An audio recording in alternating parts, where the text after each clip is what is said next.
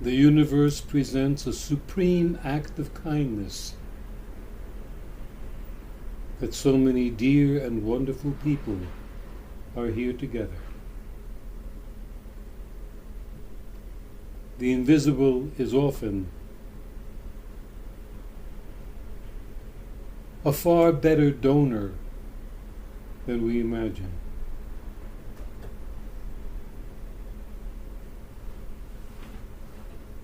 To remind us that our days are not just time spent or time being alive, but it's time that has an offering of wonderment with every second. Everything our eyes see and beholds is a doorway to magic, an entrance to the magnificent. That's why we can say, I want to live. Not merely an accident, I am alive, but I want this. How beautiful it is.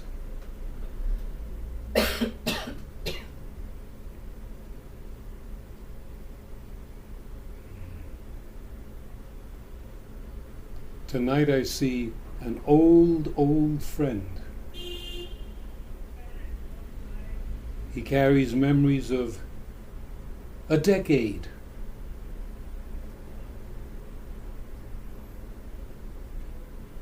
He has come to warm my hearth. What a blessing.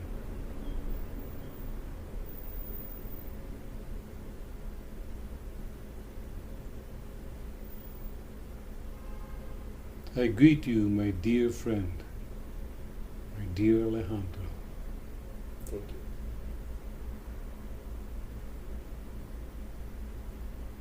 As everyone who is here,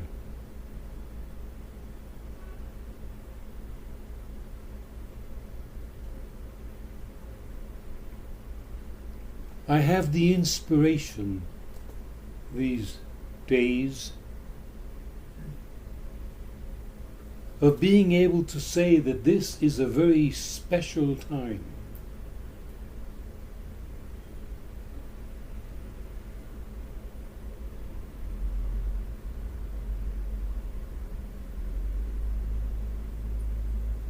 For so many years I had read Rodney Collins saying this is a Kairos time.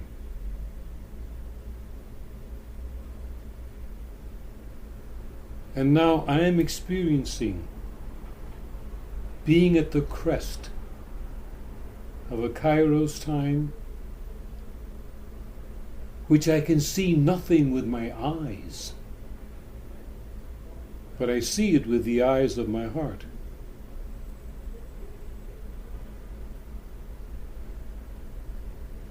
We all here are poised on a moment that is moving beneath us in a manner that we can hardly express. It's moving, and we are not entirely feeling the impact of that movement, but it's there. The rumblings that come from the interior of the earth are there. We can feel them with our feet.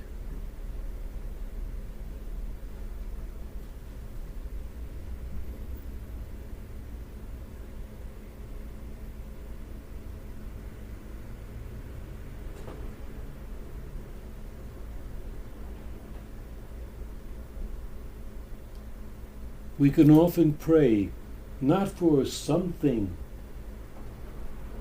or for an opportunity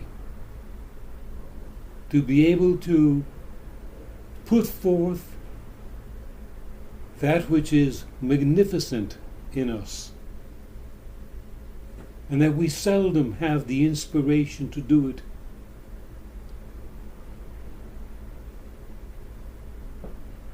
because that inspiration is like a kiss from the invisible.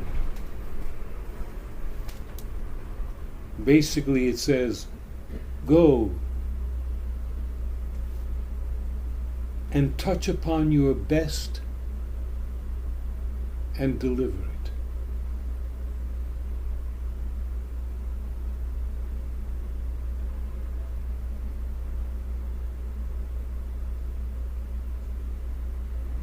A man recalls that once we had a conversation in which it was said that he should dream the biggest, the best.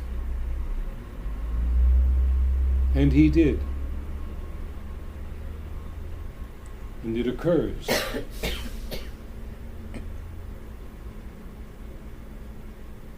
That's what we all must do. Let us dare to dream.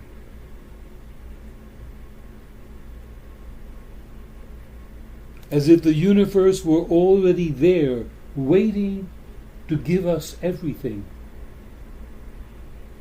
but holding back.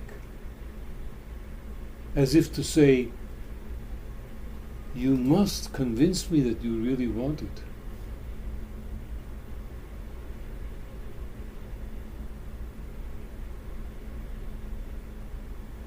And we dare say yes. Happiness is within our grasp.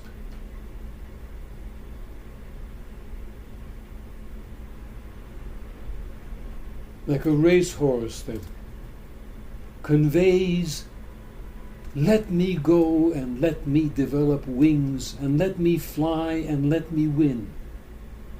All that you have to do is let me, and stroke me and ask me nicely, and perhaps bite my ear a little bit.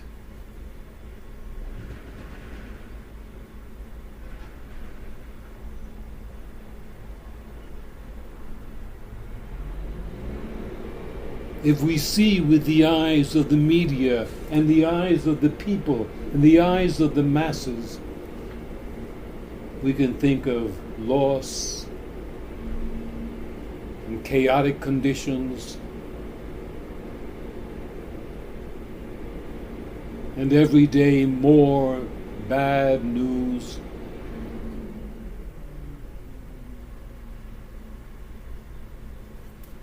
But those who are not swimming with the bad news and the despair and the fear,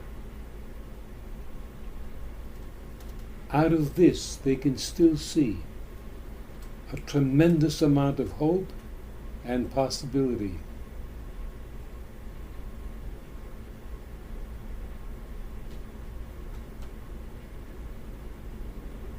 Because they feel and they know that they are alive.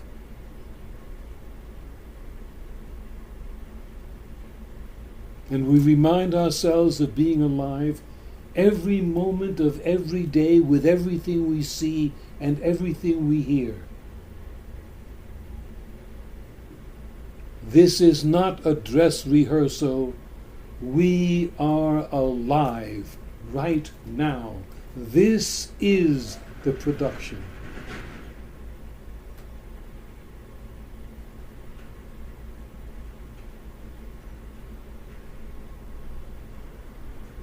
That enables us to say, isn't it wonderful?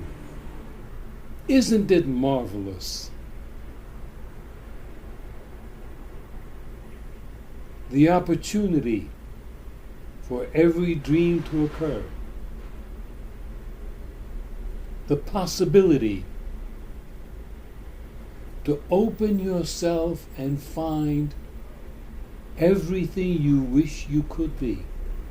It is already there. If you wish it, it is because it is already there. If it weren't already there, it wouldn't be wished.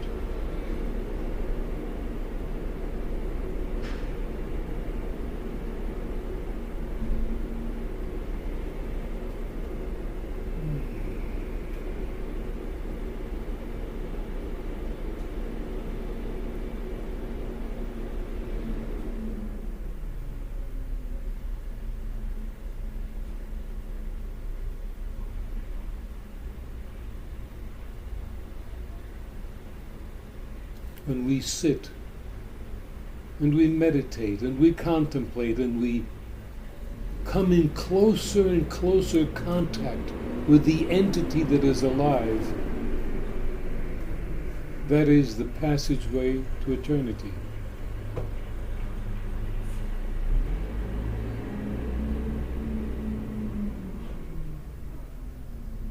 They say somewhere that the Creator has always made a little of himself in his creation and never loses touch completely with what has been created.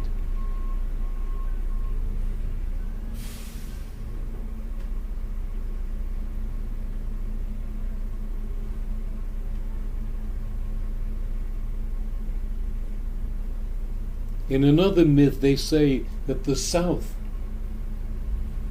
is the place where things blend and become whole.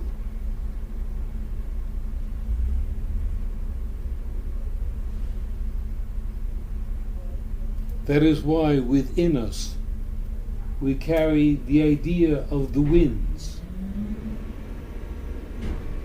The winds always heading in directions that are taking us to our healing.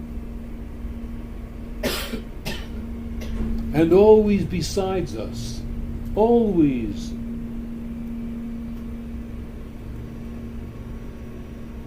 are the influences of courage, the influences of health, the influences of love, and the influences of fear, the influences of doubt, the influences of our own negativity. And we must stand between, and they will always be with us.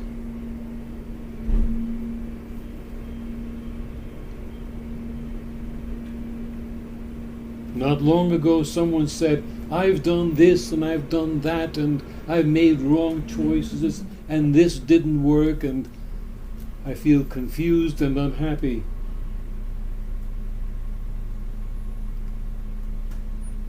And I saw before me someone who was not made of those materials at all.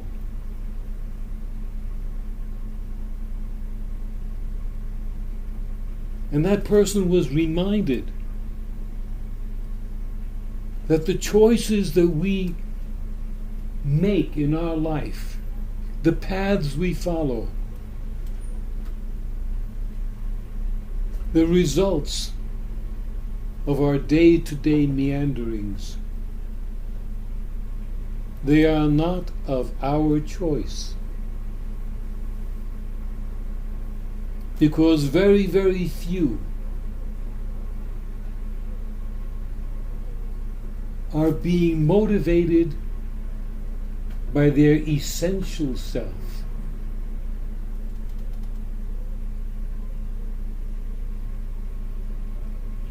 The individual that spoke to me was motivated by his own shadows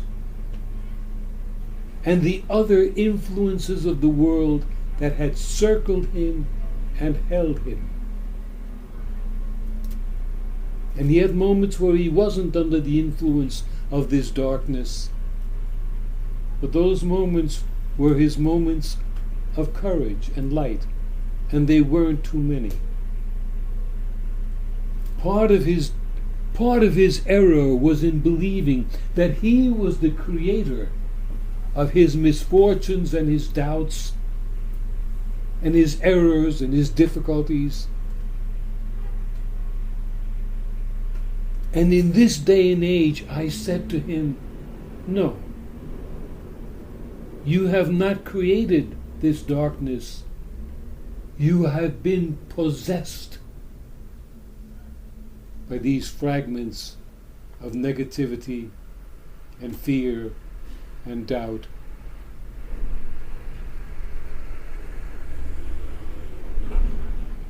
And that is true for so many people. People that you know, that you care for, people around you in your lives. they do not create the life they live. They are possessed by currents, entities. As they used to say once, the devil himself possesses people. Possessed by the darkness of our own imagination. We provide the imagination, but certainly there are currents of negativity that provide the rest and take us along. And each moment that we say, I was wrong, I was in error, I did what I should not have done, I had thoughts I should not have had, we must remind them and ourselves to say no.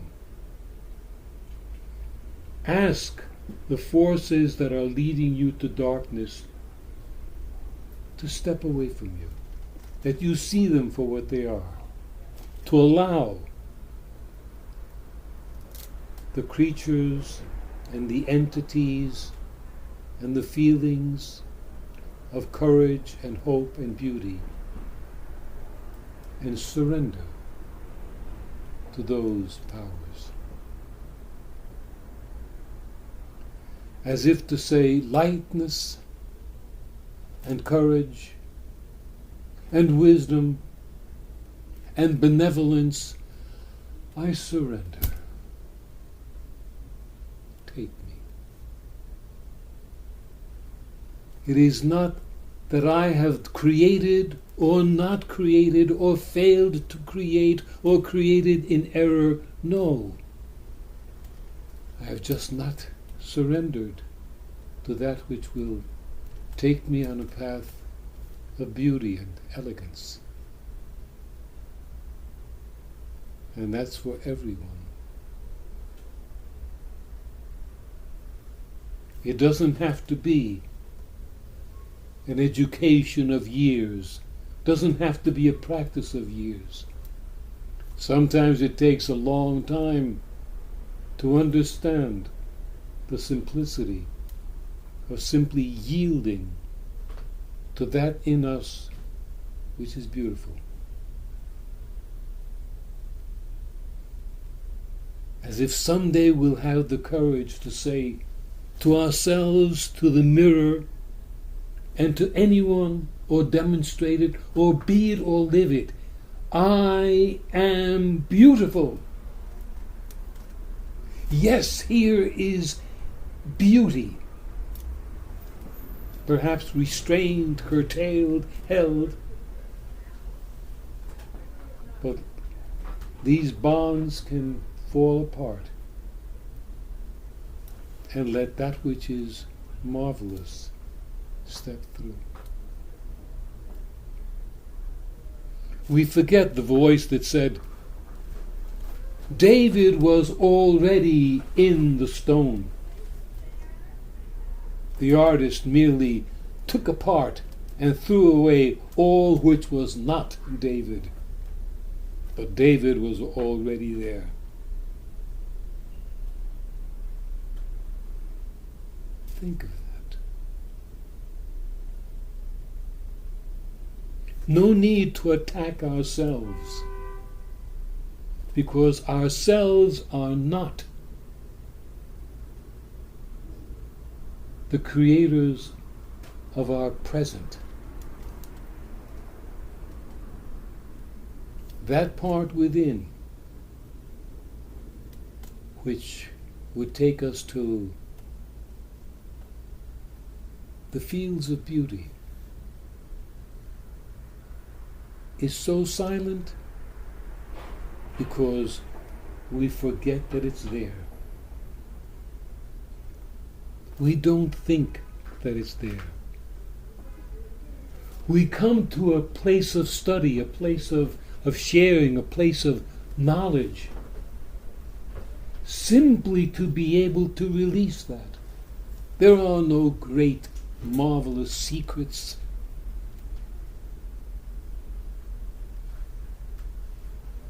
Something that we don't know that we don't realize, that we forget. That is a secret. It's a secret to ourselves. Forgetting that there is something there which is so marvelous.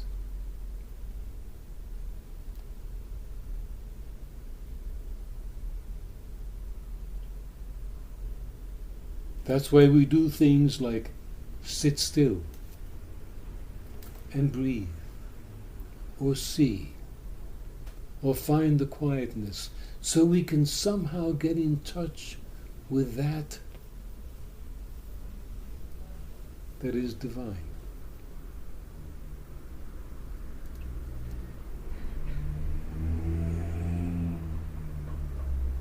Our expressions, our bodies, the things we do and say are most often a reflection of the poverty and nihilism that surrounds us, that has taken us over.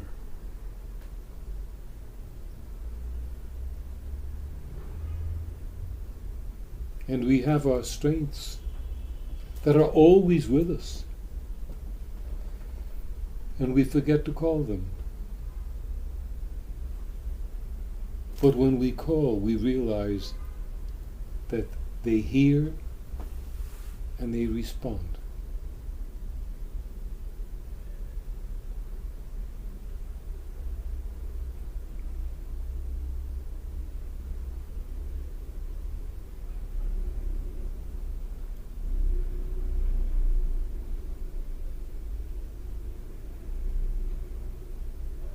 In certain quarters, they speak of rebirth and regeneration and recurrence and reincarnation. Again, that idea, the againing, the constant turning and becoming and re-becoming.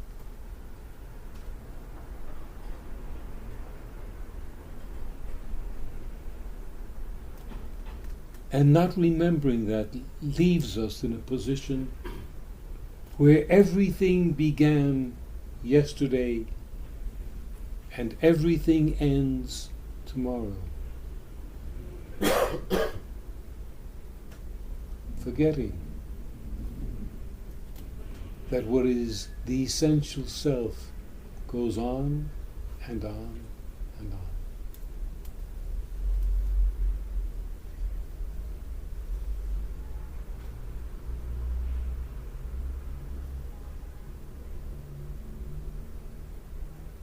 That what we do these days is a step along the path of our evolution.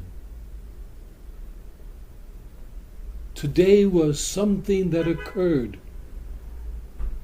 and we learned from it. And if we did not learn from it, it will occur again and again and again until we do.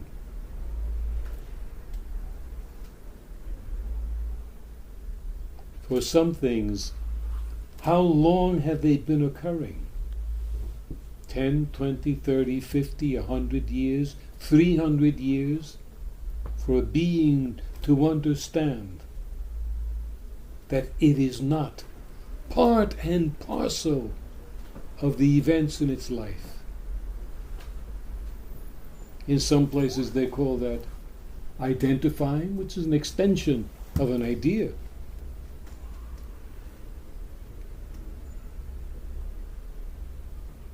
But the idea of identifying with our lives is seldom presented.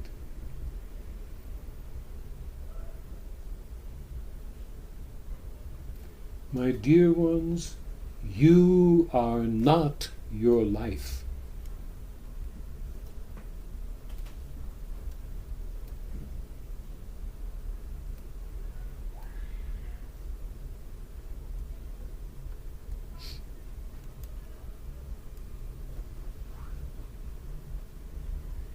There was a New York Times article in which there was found a step, S-T-E-P-P-E, which really means sort of like a tombstone. And there was a legend inscribed on it from the very, very important man who died. And he asked people to meet and eat and tell tales and remember him. And he reminded in writing that his soul was not in there. This was way before the written Bible that we know of, thousands of years before. It is the Egyptian part of that thought that first stated there is a separation between the body and the soul. The body is not in the soul. It's not one piece. That idea of one piece had given birth to the concept of the terrors of cremation.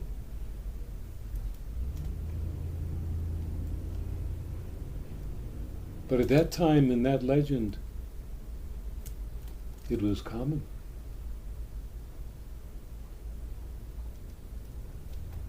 This is a very, very ancient part of Egypt. I have the article. Anyone wishes to read it or whatever.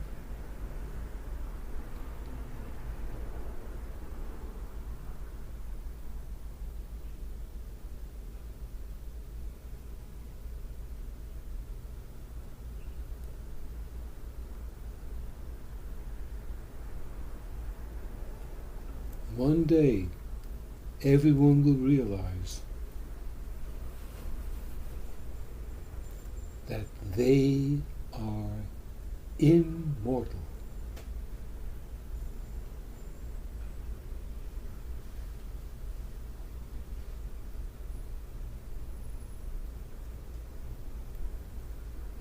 People who have come this far, people who have the deep knowledge to sit with each other and share these thoughts,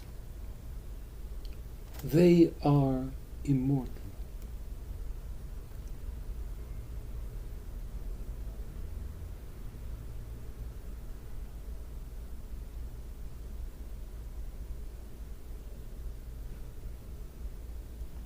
What can happen to an immortal individual?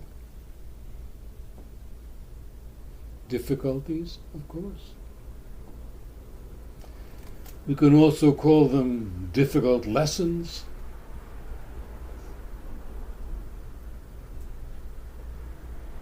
But immortal.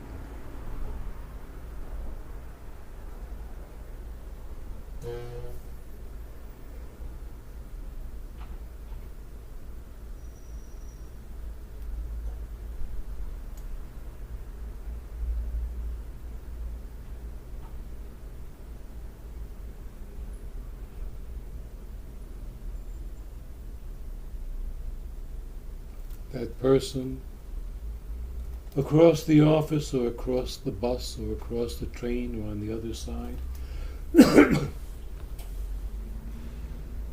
is simply a human in transition.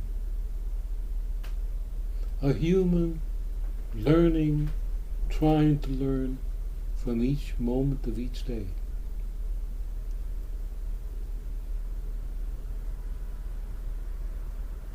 There are shortcomings that may bring about our anger or our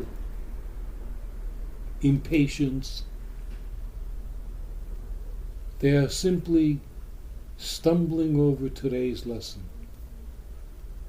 as we're stumbling over today's lesson.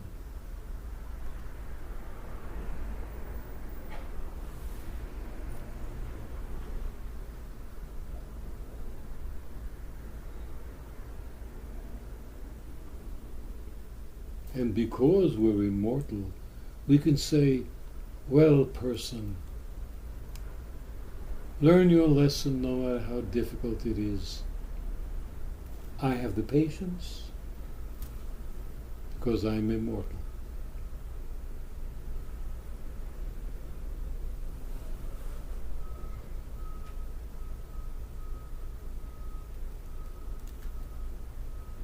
That is the primary concept of love.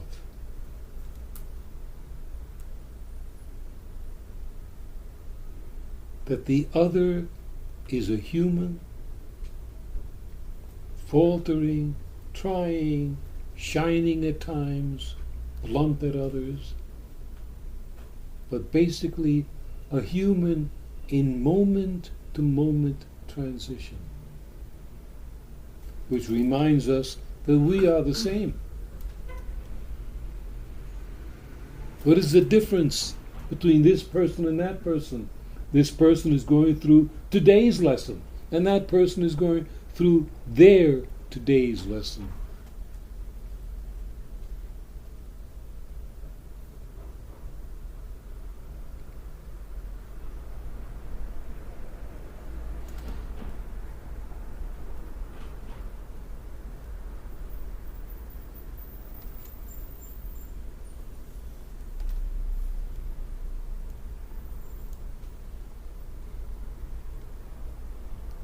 We're going through a lot at this time.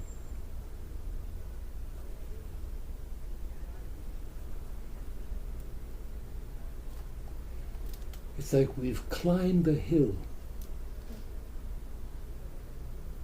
and now we're at the top of it, and we can see more hills and valleys and scenery. And we look behind and we see that the labors were not for nothing. They brought us to a point where we can see another horizon. That's where we are here.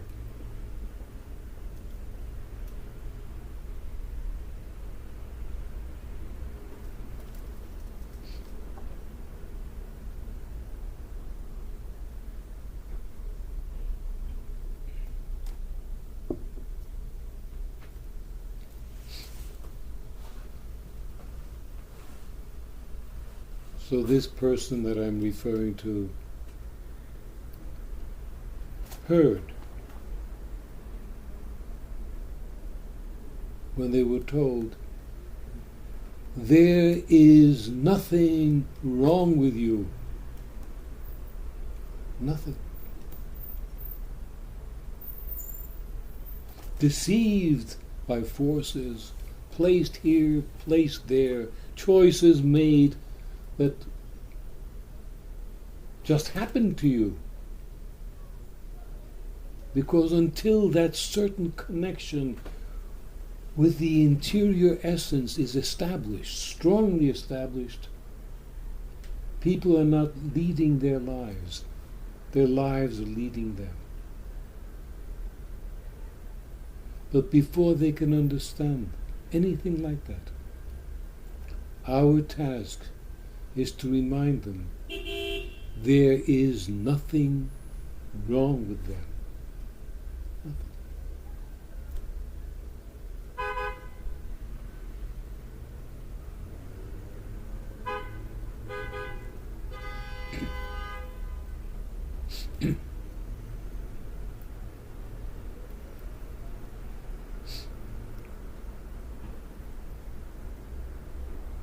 A few weeks ago,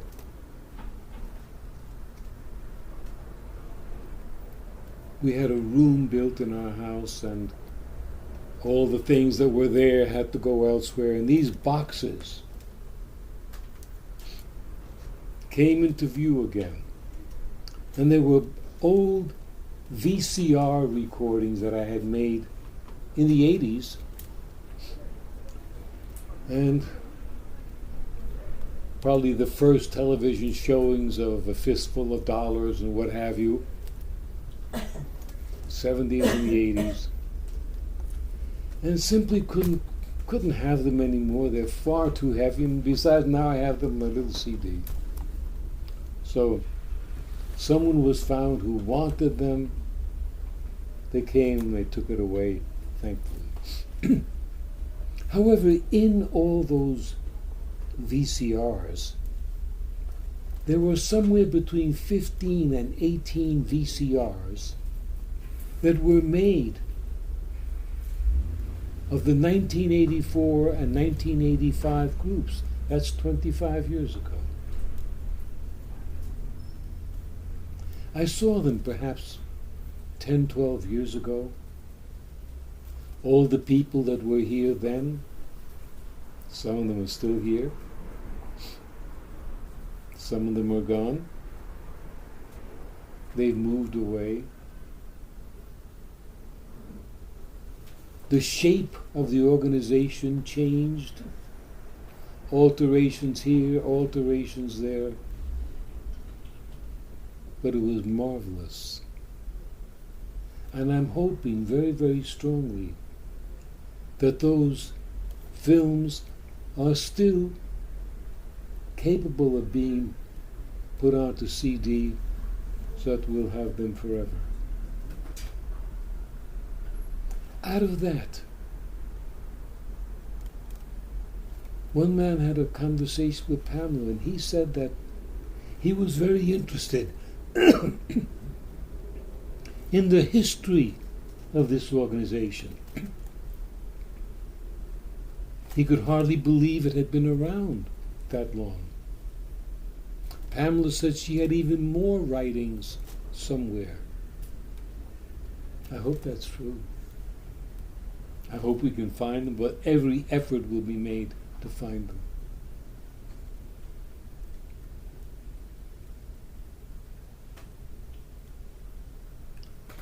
It led me to have a conversation with a few people.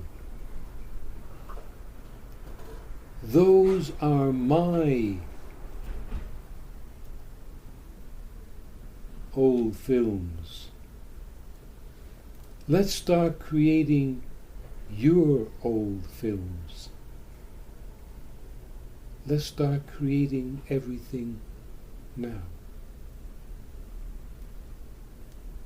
And with that idea, within the space of days, it seemed that, for me at least, everything changed.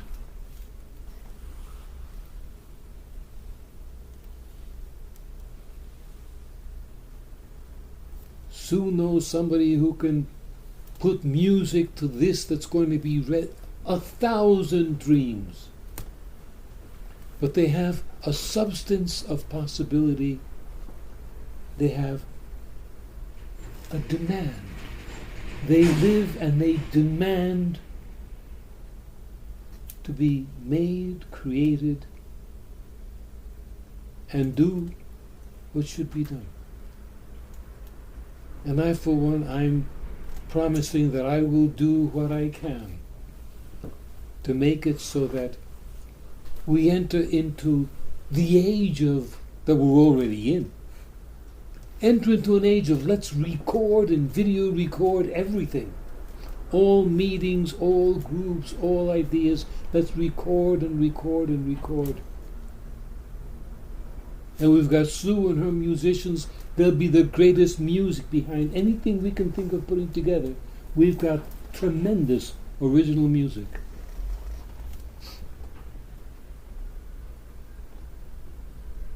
And let's put this wish into the universe so that others who wish to partake, who wish to make a community history, can say, yes, we'll jump in and donate this or contribute that or be able to do this or do that. And I'm confident that the universe will hear this and come to help us.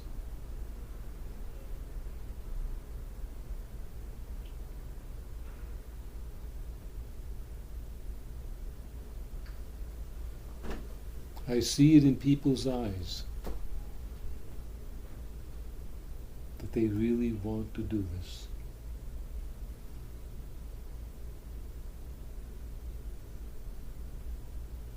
Conversation with you, Mark, was an inspiration to me. Thank you. Thank you so much.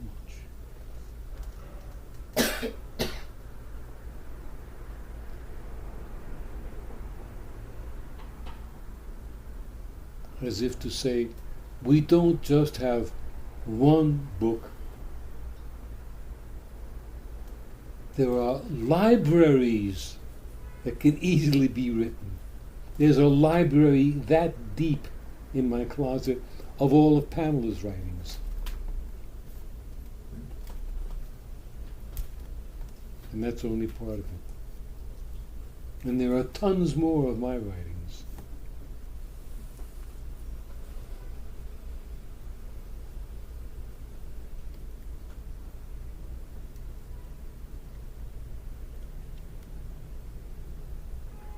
That perhaps a person can sit in the garden and watch the sun coming after rain and clouds, and say to that planet, I didn't know that I could persuade you to come out, but I wanted you to come out. And here you are. Now, are these raindrops on my cheek, or are they tears?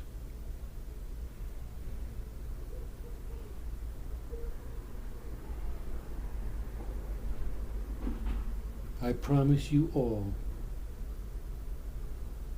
I am dedicated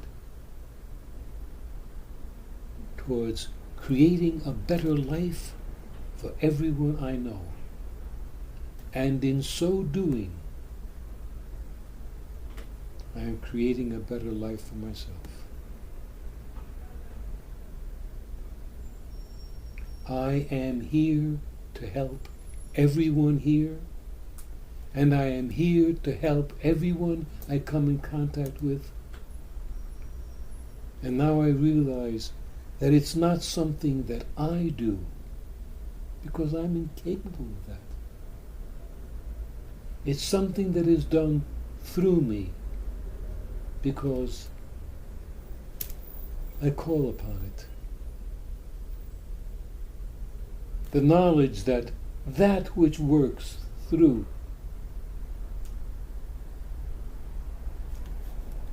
can bring health and recovery to just about everyone, and definitely to everyone who will allow it.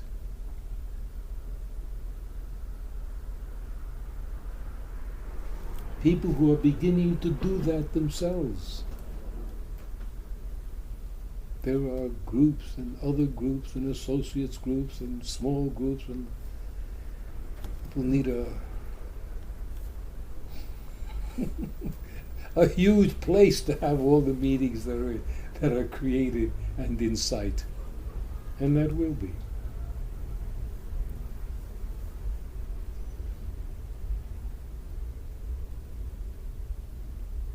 And Mark remembered that this was once the theater of I Am. That was so many, many, many years ago. And until lately. And this is rightfully called the circle of Rian. Responsibility, allegiance, enlightenment.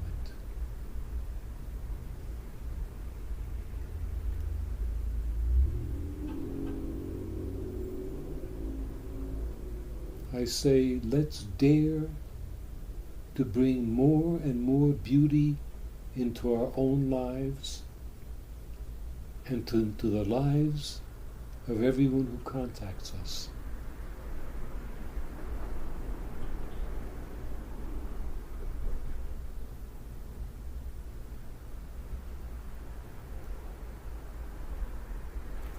begin to see ourselves as individuals who have the capacity and the will and the burning desire to bring a gift to everyone they know.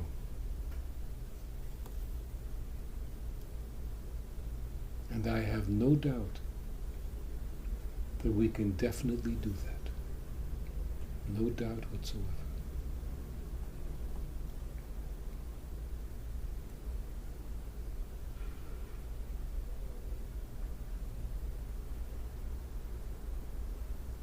The person next to you is walking on a road with you.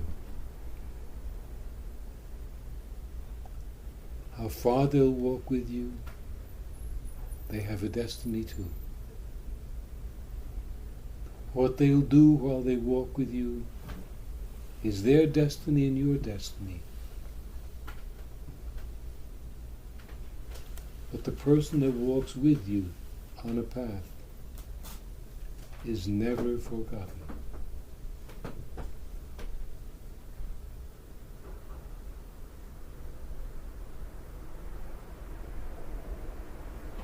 Outside my home in Pennsylvania, which is a rather huge lawn, there is a weeping willow dedicated to Joseph Caputo. And I've watered that tree myself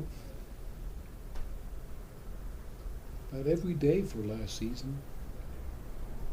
And whenever I pass that tree, I'm reminded of Joe and his transition. And I say hello, and I remember that I care. I pass Thomas Chapin's tree, also a weeping willow. And every time I see that tree, and I touch that tree, and I talk to that tree, I'm reminded of a young giant. And there's a tree for Susan's father, a birch tree.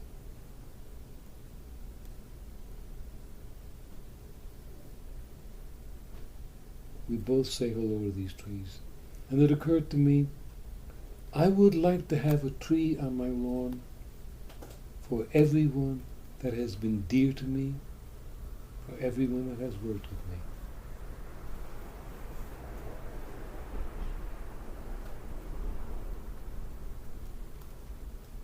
That is something I have aspirations of doing.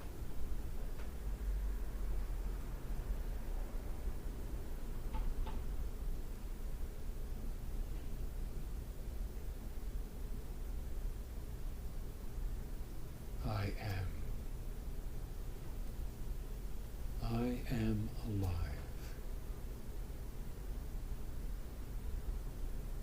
I want to live.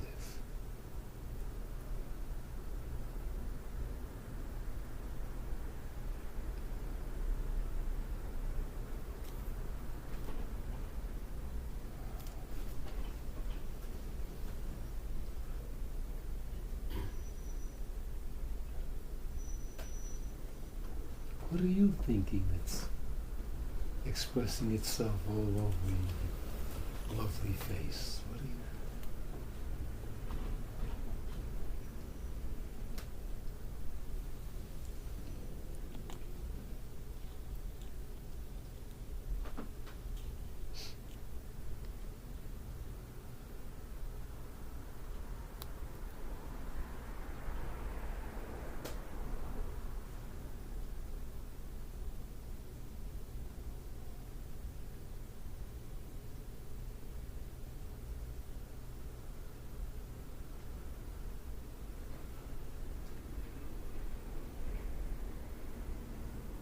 The floor is open. I think you said during the week that you would like to say something at some point, sometime. Well, actually, I had asked you if you wanted me to say anything, which is a little different. Oh, yeah? Well, I guess I do. Why not? Surely. Yes, I want you to say something. I had asked Gil if he wanted me to share with the group any of my experiences in Ecuador, because I had told him a lot of the things that went on there, and I know that some of you knew that I was going on this trip, and I had spoken with some of you about it before I went. Some of you the day before I was leaving. So I went to 2 areas in Ecuador. The first one was up in the Andes in the northern part of the country, and the nature of that trip was a 4-day trip with 3 ayahuasca ceremonies that were led by a shaman at a beautiful Spanish colonial hacienda, incredibly landscape grounds, and just a really beautiful environment. This shaman is, his name is Darpan, and he's one of the legendary shamans in these circles. This was the first time that I had ever been on an ayahuasca trip, but there were there were many people there who go on these trips rather often, and so I benefited a lot from the conversations and the experiences that they were sharing as well. For myself, the ayahuasca is a vine that grows in South America, and it's made into a brew, like a bitter kind of a tea that you drink. And then it's thought of there as a medicine plant and as a healing plant. So everything connected with this plant is very sacred, and it's never disrespected or taken in for any kind of recreational use. It's all very sacred and religious. The plant has been interacting with the human nervous system for over 2,500 years. It's a very clean feeling substance, so that after your journey, which typically lasts for 3 or 4 hours, you feel very energized and very good. There's no ill effects that you feel from having taken this.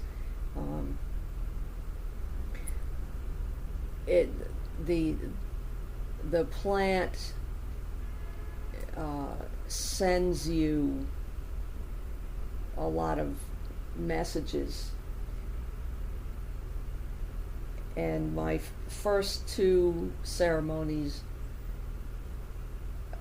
judging from what other people were saying, I realized that I wasn't interacting properly with the spirit of the plant, that I hadn't really understood how to work with it, because I wasn't getting out of it what other people were getting. And through the comments that I was hearing and conversations, I realized that I hadn't fully surrendered to the spirit of this plant and allowed it to interact with me. So on the 3rd and final night of the ceremony, I was able to do that, and I was able to really experience the amazing powers that it has. And on this night, and it was very important to me that that I had what seemed to be the full experience of it, because number one, the trip cost me a lot of money. And it was just something, I just had a feeling that it was something very important that would benefit me. So I kind of had a lot riding on this, and on the 3rd night, instead of trying to control the experience, instead I surrendered to the experience, and that's when I had a really extraordinary journey. And that night I asked the plant spirit to show me three things. I asked it to show me her magic, and she did that. And one of the things that I realized over the course of the trip was that you can't project yourself into a place. You can't take yourself and say, I want to go here, I'm going to go here, here. Instead, you just stay in your space and you call to you whatever you want to experience. And it's a completely different modality of interacting with the thing that you want to be with. Again, it's instead of trying to control, trying to say, I want to do this, I want to go here and have this experience. Instead, it's saying, here I am, I'm open now. If the experience will come to me, then let it come. And it comes. So this was part of the magic that I was shown that night. The second thing I asked for was to be shown my spirit guides, to my spirit protectors. I wanted to see what they looked like, and I was shown two of them. They were very different looking, and there was another spirit guide that was to my left side that I couldn't see, but I felt it and I knew it was there. The third thing that I asked for was, during the course of this journey, I reminded the spirit that I wanted to see the timeless worlds. And the spirit spoke to me and said, you're in one right now. And I said, oh, yeah. And it was, and I was. But I didn't realize it. It wasn't until I asked for it with a spirit of openness, and then I was reminded, well, you're there already. And then I realized, yes, I was there already. So that was pretty amazing. I don't know if it really translates into words that well, but so the whole thing was extraordinary. After this adventure, I went to the southern part of Ecuador, a province called Loja, and this province is directly above Peru. And there I went to an eco-retreat center that was founded by a scientist and his wife, who's an artist. Scientist, his name is Brian O'Leary. His wife's name is Meredith Miller. And he was a very traditional physicist. He taught at Princeton, Caltech, a lot of the major science universities. He was a very well respected in the traditional science community, and he began to have experiences in his life that he couldn't explain through his traditional scientific training, and eventually he abandoned that career and went in sort of the opposite direction, and now he writes a lot of books about alternative energy and free energy and paranormal experiences and things like that. Very, very fascinating, and his wife paints the most extraordinary paintings of, they're very visionary, really remarkable couple. So I stayed at their retreat center for 2 days and had a number of conversations with them. So the whole trip really was great, and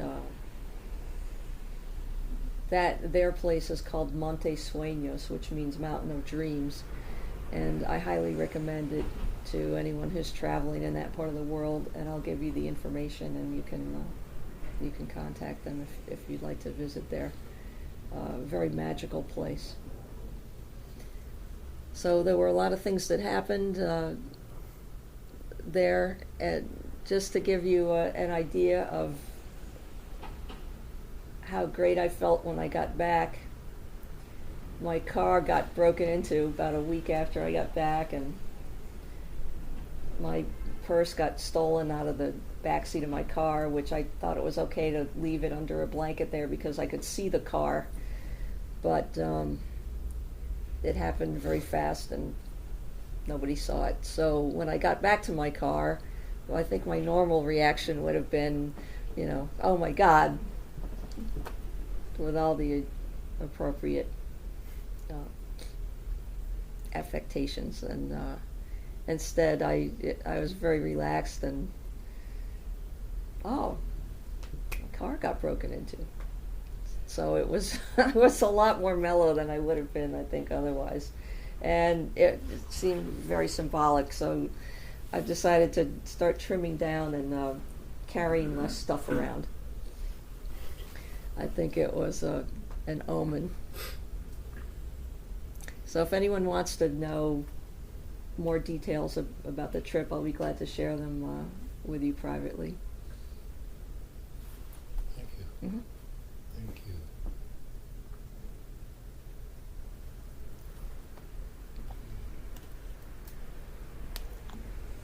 Alejandro, would you share an idea with us, or a hello or something? It's been so long. It's been so long we haven't seen Yes, it. yes. About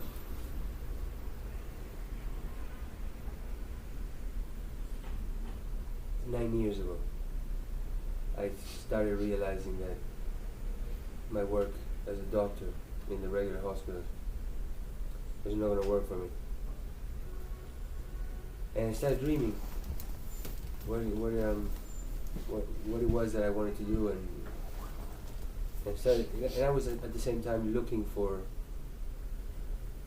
answers to my own health issues in ways alternative to what my peers were offering. So one thing led to another. I discovered a bunch of techniques of fasting and cleansing and detoxification. All seemed very hippie-like at the time. And had amazing experiences myself, my friends and family, because of my enthusiasm, always tried to do what I do. They had amazing experiences. Then my patients. And then it started snowballing, and I moved from where I was living at the time in the desert of California in Palm Springs to Los Angeles. And all these things I learned in retreat. And when I went to Los Angeles, I realized so many people needed the same experience, but many couldn't go to the retreat because it was expensive and because it required them to stop their lives, leave the work and the children for a week, 10 days. So I started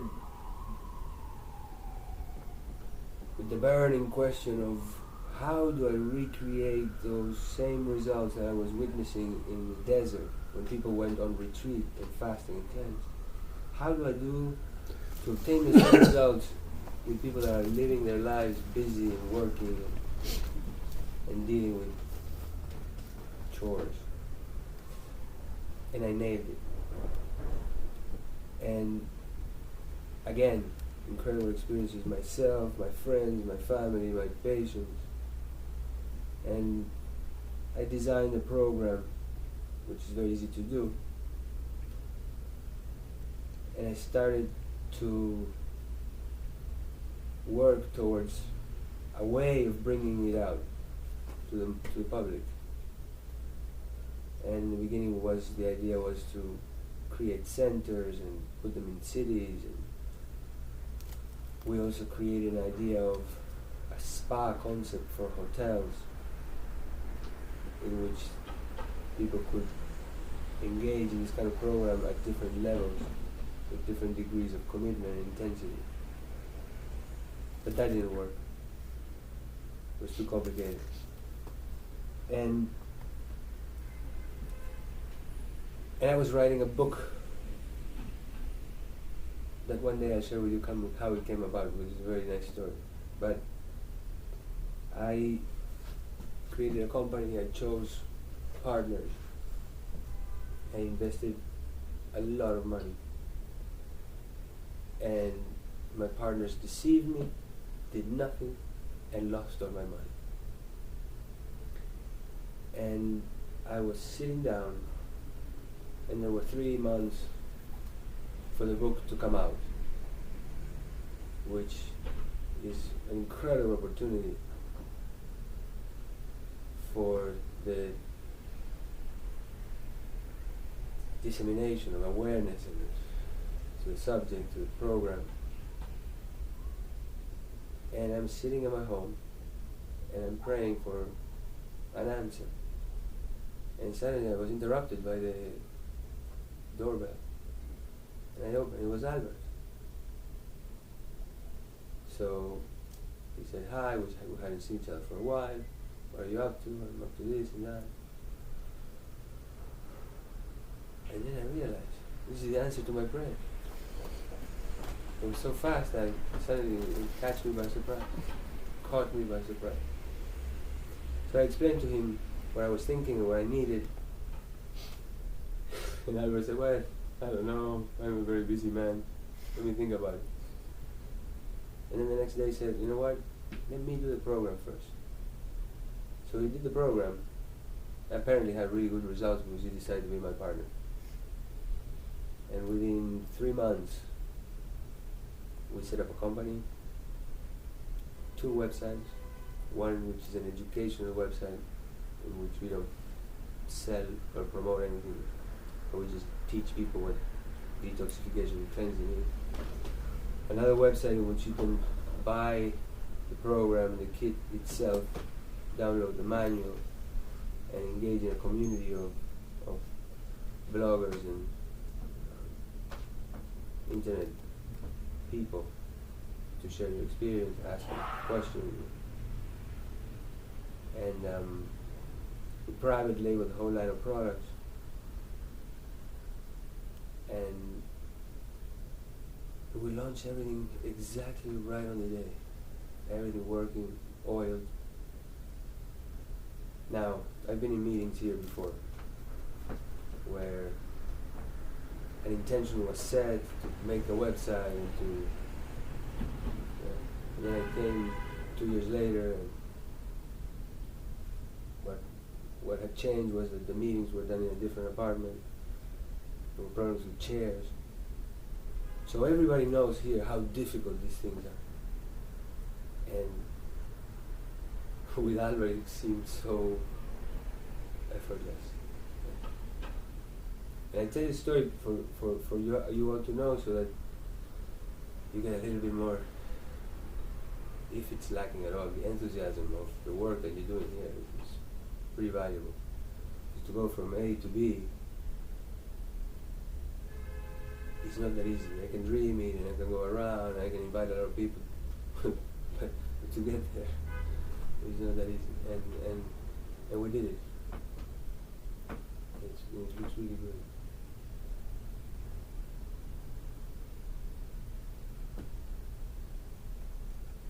I remember you like it was yesterday. Me too.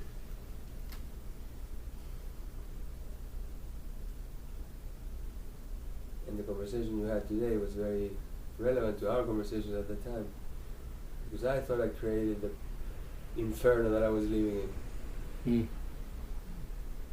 And I was ready to sell myself to the first job, which you remind me of today, for whatever reason.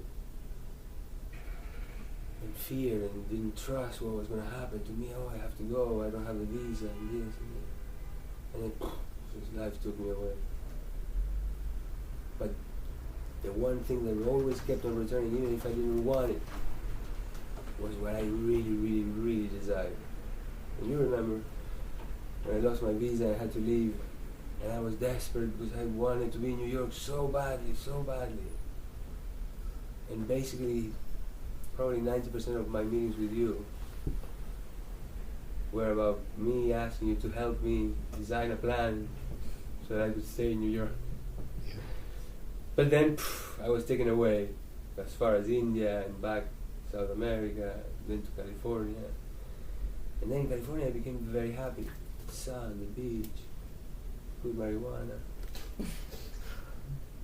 And I couldn't even imagine myself being in New York. I couldn't even stand coming here for a week. But because I spent so much time desiring it, boom, life brought me back to New York and I couldn't say no. It just happened. So what you say is very true. When you desire, you just let go, and it hits you in the face. Your angel came and knocked on the door. My bald angel. My Wonderful. bald Israeli angel. Yeah. They come in all shapes. And like have him here with me, and he's waking me up every time I'm falling asleep in the meeting. Everybody needs a friend like that. Well, he got me to do the cleanse too.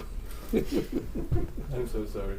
I loved it. I loved it. I loved it. To give you your money back. It was a gift. Thank you. It was a good experience, eh? Yes. I'm happy for you. How good.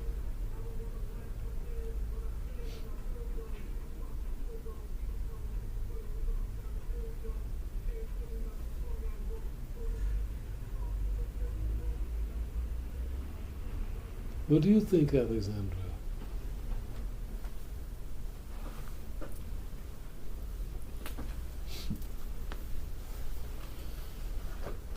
There's something percolating. But the word surrender coming up a few times in what Sue said. I wanted to thank her as well for sharing the lesson of remembering to surrender to the way life is pulling us sometimes, especially when it's contrary to what we think we want.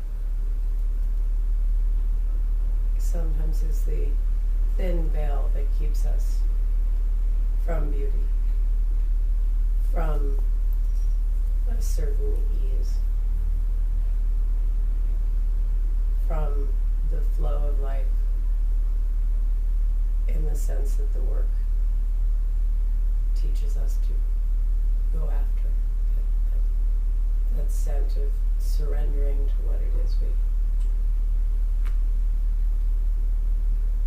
we think we want, letting go enough to allow things to come towards us. From my own experience, the hell, or created hell, is the sense that I don't want what is happening to me, rather than allowing it to occur. And remembering to remove that voice or that stance, so that what is happening is what is happening. And I'll adjust my want later. Appease that voice that says I don't want, I don't like. Just sit still. Ask the invisible, whether it's a conscious asking or not, to let the feeling of angst or hell pass, and accept and allow. And for lack of a better term, it is beauty, allowing the beauty to pass into your present. Allowing this room to be not something that's in the distance, but is in the now.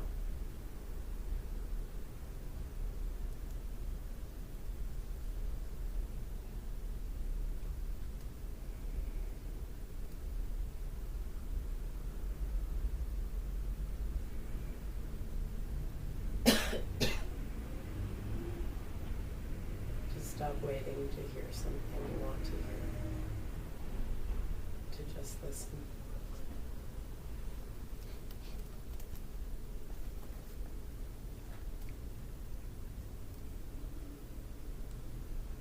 I often think of the stories that I'm aware of in my life And I find that each day as I recall them more, as I travel in the story, more and more of it becomes more clear, and its part in my life becomes more clear. And I remember these individuals, and every day I thank them for their influence, for their presence. I try to lend them as much energy as I can so that their journey will be more to what it should be. I wish to help them. And in this relationship between a material world and an invisible world, the lines blur more and more.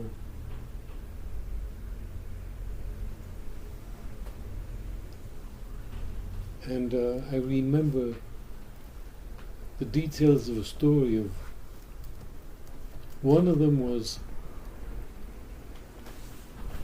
in 1919, many people worldwide died of was it cholera? I forget what the disease was, but it was a major epidemic.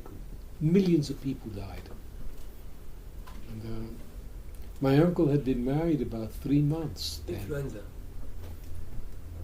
It was influenza. Influenza. My uncle had been married about 3 months, and his young bride, she couldn't have been more than 17 or 18. He was about 19, 20. She got it, and she would die from it. So he was only with her for a few months. And it became my mother's task to take care of her final days.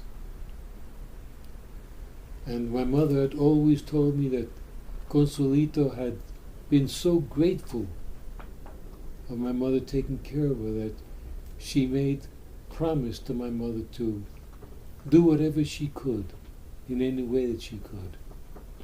And later on it came from somewhere that Consuelito was one of my guides. And now I realize it more strongly, and I ask her many times a day for her presence and her help and her guidance. So she has become very, very real to me. And even my uncle, who I never got along with, not long after she died, he was a kid, 20 or so, and he joined the Navy, and he would stay in the Navy for the rest of his life. And when he left the Navy, he was tried a few things. He got married for nothing. And finally he would die in Puerto Rico alone on a few acres that he had. And the United States, the Navy came and they buried him with a flag-draped coffin. And he was Delphine Alvarez, Chief Petty Officer, United States Navy.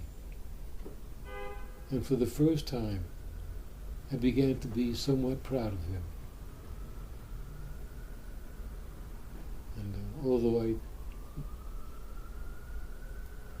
he wanted me to be a disciplined man, and when I was 10, I couldn't get it together.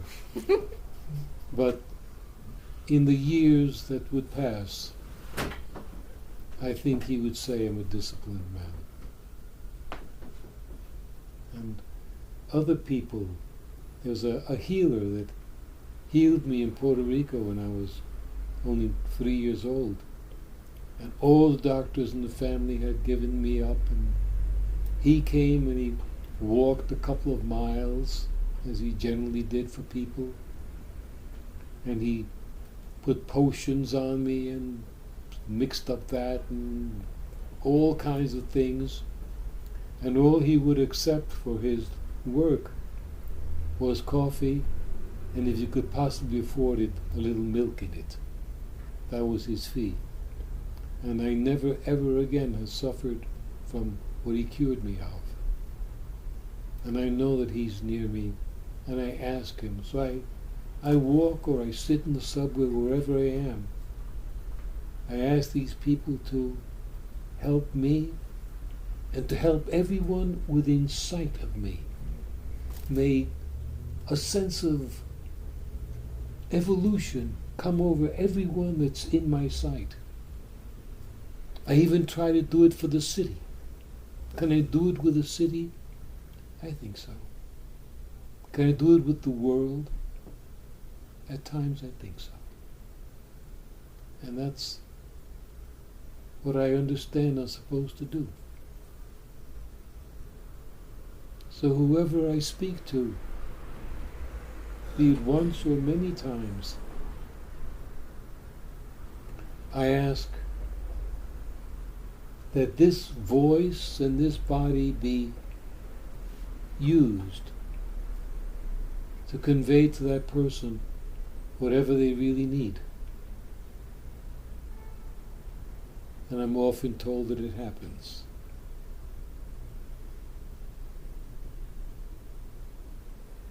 All I do is simply ask the forces around me to help me, to put the right words in my lips so that person who's with me can benefit. That's all it takes. For me, that's all it takes.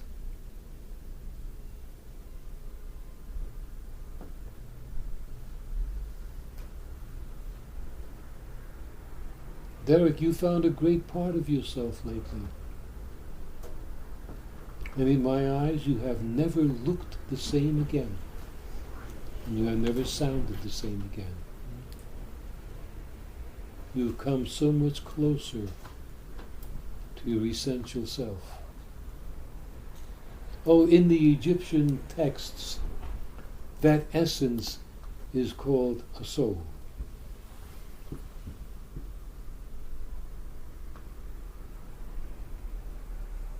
You look more and more like a man who is in touch with himself.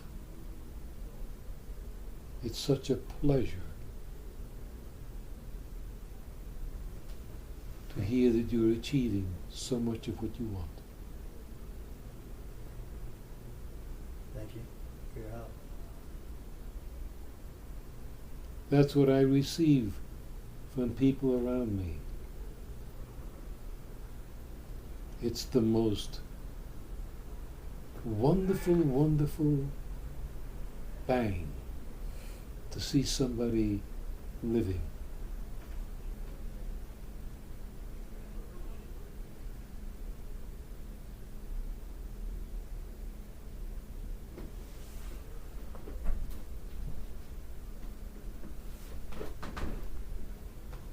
Can we prevail upon Pamela? I was just thinking of Emma.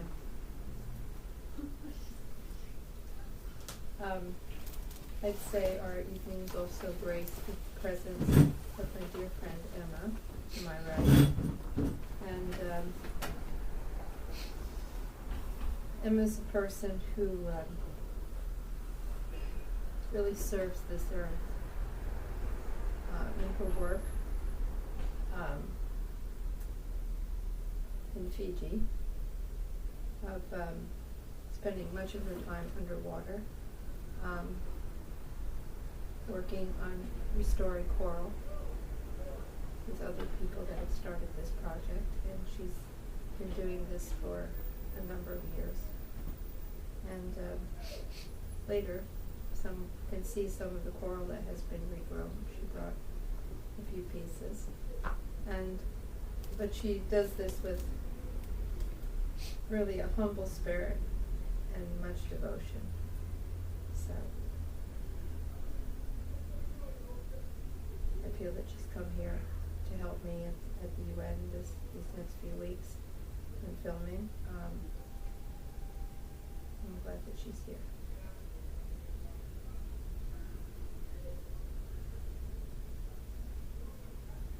How's your personal work going? It's going fine. Are there those additional writings that Mark speaks of? Somewhere, yes. Somewhere, yes. But there are many additional. I will not let you get away with much prolongation. They're coming to the surface. Let's get them to the surface. But, no, I just finished,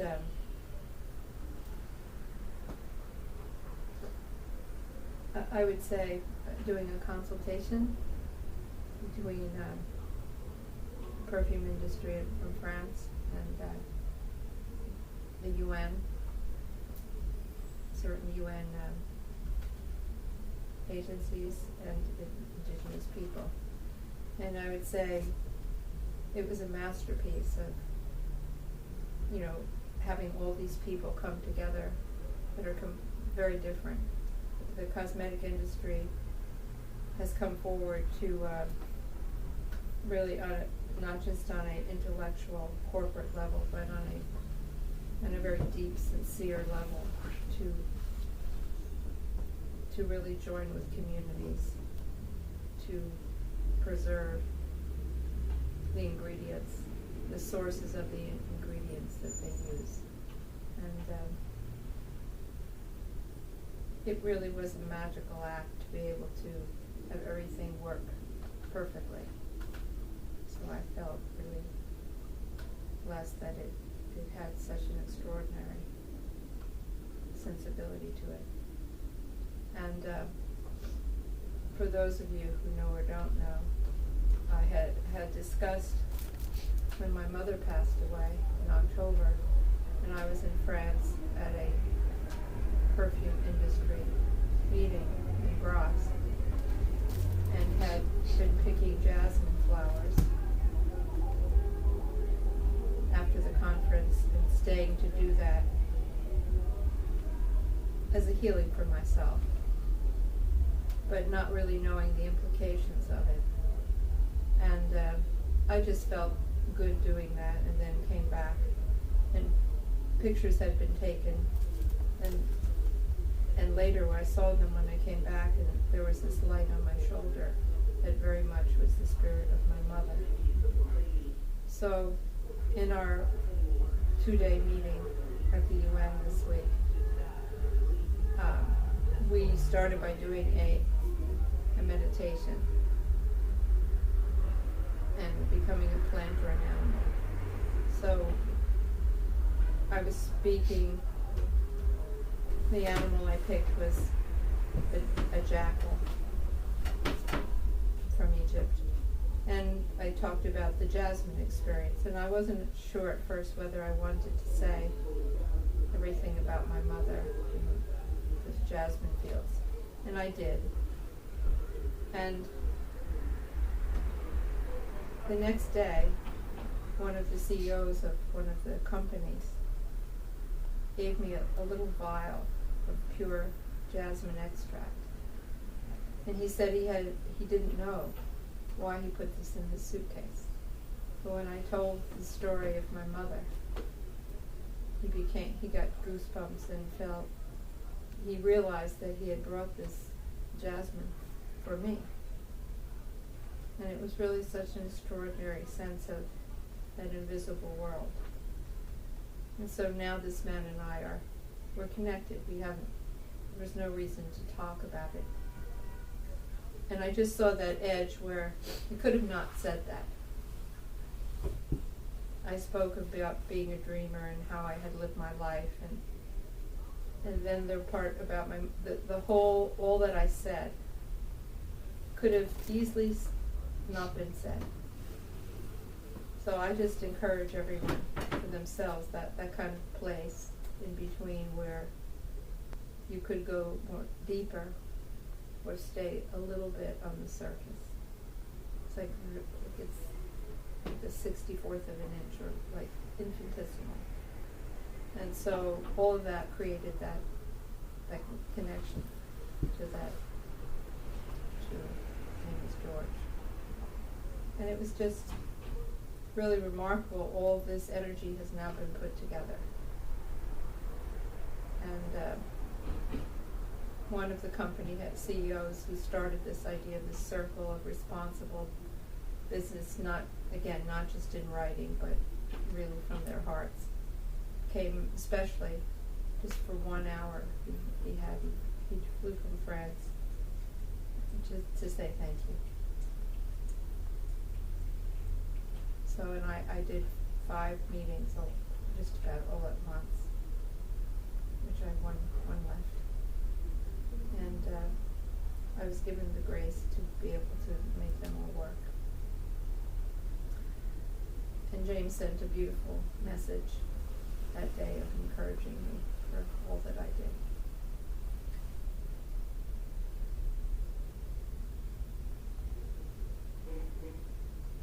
And tonight, in the other project of bringing 20 people here to attend the UN meeting, asking all 20 what they needed, and indigenous people from all over. And again, these people asked for so little. Everything was taken away from them at one point.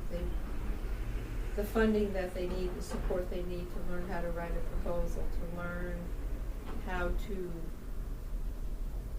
have a project of paying for the elder, to not have to travel too far, to be able to relay the cultural messages. These are things that don't cost very much money, but yet people have not come forward and contributed. I feel that people's hearts have to be open, that we really don't understand that half of what we do or more should be, that people are not seeking to give away their wealth. It's as if it just has to be turned upside down. It's as if people should be giving all the time. I remember meeting my friend's mother, who was a Hindu priestess, and she just made this gesture with her hand: you just keep giving. That energy just builds on itself. And I think in our culture we think that we give, but we don't. It's very miniature, because otherwise we would see this occurring all the time. No one would be lonely. Older people would be helped. It would be a completely different world. And I addressed the room to say that it's time.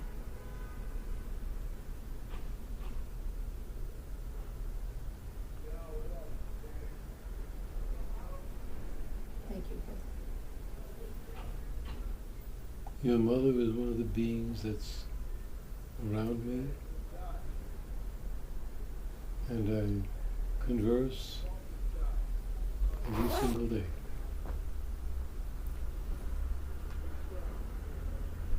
She did a lot for me, and she loves me very much. She always did. Yes.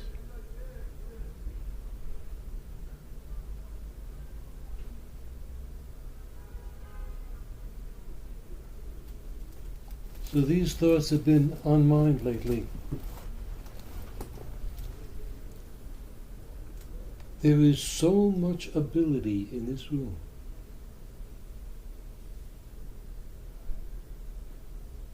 The next step is to create a habitat for all this work to go on.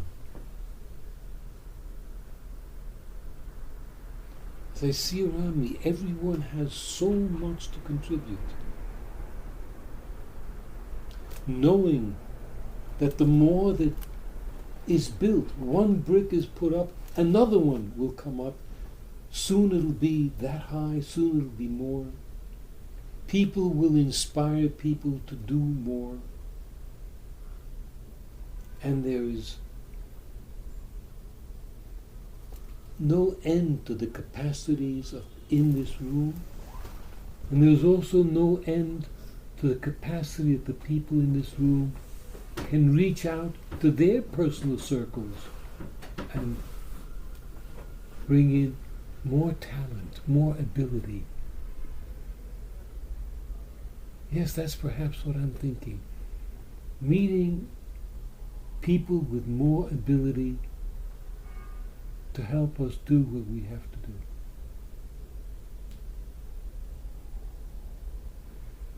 I want everything that Pam has written throughout the years, that cannot be lost. It cannot be lost. Half of it was found, and that's been taken care of by Mark here, and all these things must be preserved. And people's capacities must be preserved. People's dreams can materialize. So that this becomes a community of people whose task is to help the people around them evolve and produce. From that may come the capacity to contribute more, because then there will be something brought in that can be contributed. Like I wish for those 20 people in the room tonight, asking for these small things, asking for one elder to be helped, asking to record their language, again, in little steps, little projects. I mean, here everything was taken from them. All those, what did they say, 85% of biodiversity is on indigenous lands. And yet, he sat in the room, the training program, and felt totally joyful of being asked, simply asked, what was the first thing that they felt they needed. And all the requests were extremely reasonable. And they were just all lit up because somebody asked them. And a few of the interns that work with me have volunteered to help. It's mostly the help right now is helping them write proposals in Spanish and English and French. To be able to sort of pull out of them information, because their information is stored in a circular fashion. It's not linear. Mm-hmm. They're in the jungle. They're sitting, they're not thinking of how to frame this work. But I think what's good to get a number of writers to just sit long enough to get some shape to the information and then track them. Paul Mayer came and picked one of the people up at the airport from Guatemala. And I can see Paul will go to Guatemala and visit this young man's community. And I feel he'll be the thread to that community. We had, that's what it needs. And I think just to say it out loud and to develop more consciousness, I find for myself, I just need to keep them all in my mind. And from all the work I've done for so many years, I can hold a lot of people and ideas in my mind, like juggling. Like I can keep them all imbued with consciousness and grow that sort of garden in that way, till there's a link to for each one of these people, because they all represent huge communities. You definitely could use a platform to speak from. What you're saying should come to the consciousness of thousands of people. Well, Mark has volunteered. Mark Lehman is volunteering to help. Ritzy. And others have helped. Mm-hmm. But it's very interesting. One's consciousness is the first step. that gift from the invisible world, to have a mind that no longer has room for anything except illuminating others. That's a great, great statement. That's a purpose. That's an intent. Thank you. Thank you. Thanks for asking. Any further statements? Say something? I'd like to say something. Hmm? I'd like to say something. Oh, thank you. I met Pamela when I was 19 and I started coming here. And thank you very much for allowing me this evening to join you. It's a long time since I've been before, so grateful that you allowed me to sit and listen to your story. It's very interesting what you were saying. It's quite intimidating because you're all very eloquent in the way that you speak. So you're all very eloquent in the way that you speak. But I came here when I was 19 with Pam. And what's interesting is about when you speak about you refer to it as the invisible world, and the philosophy around the way that I've heard this evening is that it kind of resonates because people can speak to you and you think you're listening, but it's the subtext that you don't hear that is the most profound, because that's the one that you take away with you, but you never actually heard those words. You just put it together in your own way, and that's what you take away. A lot of the time, it changes you. It's what. And now I'm in Fiji, and I never expected to be in Fiji. I'm very politically minded behind everything that Pamela is doing, and she taught me an incredible amount in that way, because I don't think I was mature enough to, in my 20s or as I was, to be able to take that in. And so all those thoughts, they resonate, but you don't know that they're still with you. If that makes any sense. And then you just go compelled in what you're doing. You just keep those decisions, the decisions you make, take you on this journey. And the more, and I've lived out of the bag now, I say, for nearly 9 years. And what I'm setting up at the moment with this doctor in Fiji ticks an unbelievable amount of all the boxes in the way that it works within the framework of communities and indigenous communities. And what I had the privilege of seeing when Pamela showed me was the bridges that weren't made. And what I set out to do was build those bridges in some way.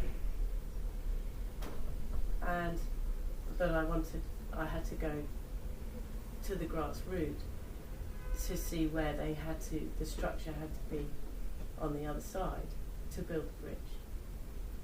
And what's been so interesting for me on this particular trip is that Hammond, has had great faith in me and my abilities, which I appreciate hugely. But also the fact that you're able to see how things have come full circle.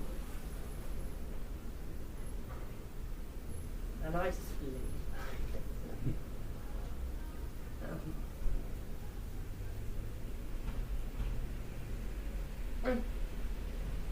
we're very lucky. We're given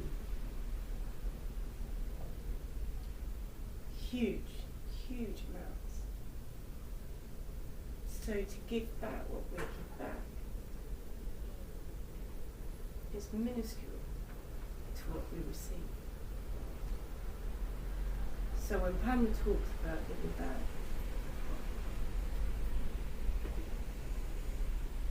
it's so sad when you come and you just think people could give so much more of themselves.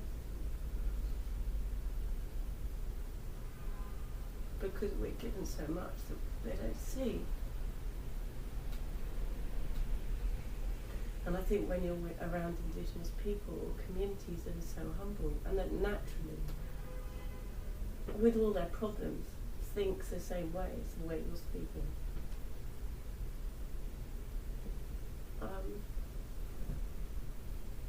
It's a very conscious way of working. And I suppose I'm saying this because I want to say thank you. Because when you were talking, when you speak about bad times, I think you wake up in the morning and you're grateful for every day. And when in the morning you are grateful for anything that might happen as the smallest thing that you might achieve, or the smallest thing that you might hear. And then so giving is just part of your being. I think it makes you whole. I think it's everything that we're about. So you just say what you're saying. This seed has been in you for many, many, many, many years. Not simply the years of this life. Because as you're here, you're coming to evolve more and more on what you've built before. So what you're seeing is not just with the eyes of this life. You're seeing with the eyes of a history. So often we speak to people, and what we say does not impact upon them immediately. But a week, 2, 3 later, a month, at some future point, they say, oh, I remember. Because we can either speak to someone's intelligence, or we can speak to somebody's soul. The things you say in the intelligence are food for debate. But the things one can say to the soul are there. And they will live there for a long, long time. Well, May I add one more thing? yes, of course. I just wanted to mention that on the ayahuasca journeys, the layers of self become very distinct. So essential self is kind of sitting here watching physical body go through its feelings and watching mind jabbering. And you see a lot of objects that you don't know what they are.